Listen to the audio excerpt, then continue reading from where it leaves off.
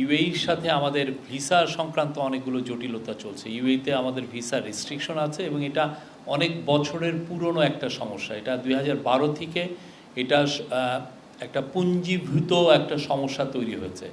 এর ফলে এখন দেখা যাচ্ছে যে যারা সি ফেরার, যারা ক্রু, তারাও অনেক ক্ষেত্রে ভিসা পাচ্ছেন না। সবার জন্য ভিসা একটা বড় ইস্যু হয়ে দাঁড়িয়েছে। তো এইটা চিফ অ্যাডভাইজার মহোদয় এটা ওনার সাথে যখন মন্ত্রীদের কথা হলো, এই বিষয়টা উনি বারবার উঠিয়েছেন এবং আমরা বলবো যে এই বিষয় নিয়ে সিরিয়াস আলাপ হয়েছে এবং এই আলাপগুলো সামনে আরও চলবে।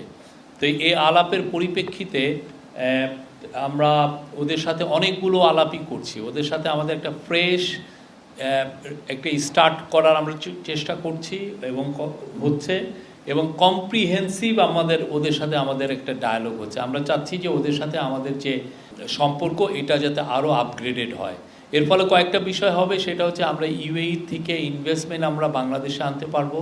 আর দ্বিতীয় হচ্ছে যে আমাদের ইউএইতে আমাদের এখনও যে ভিসা রেস্ট্রিকশন সেটা খুব দ্রুত হয়তো আমরা চাবো যে এটা দ্রুত এটা চলে যাক। তো এইটা ভিসা রেস্ট্রিকশন যদি লিফটেড হয়, আমাদের আবার আশা যে অনেক বাংলাদেশি সেখানে চাকরি পাবেন এবং এর মধ্যে স্কিল লেবার এরাও অনেক চাকরি পাবেন।